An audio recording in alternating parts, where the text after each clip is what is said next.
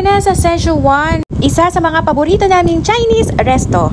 Complimentary ang hot tea sa kanila, kaya while waiting din, gumawa na ako ng sausawan.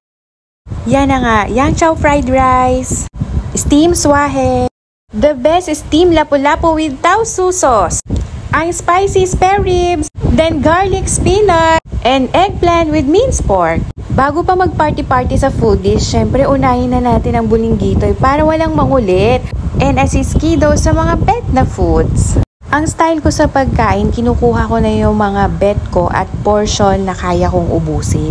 Literally, wala akong second round. Once in a while, we go back here. Yung mga in-order namin, top favorites namin yun. And we balance the meat, fish, and veggies. And sa drinks, bet ko yung iced tea nila kasi hindi ako sweet person. Sakto lang ang lasa.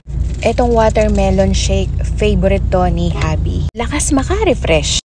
Diba ang saya? Sabi nga nila, family eats together, stay together. Si Bebe, pasimpleng dumedekwat, hindi pa solve. Ang finale, i-ready na ang pang-kolesterol.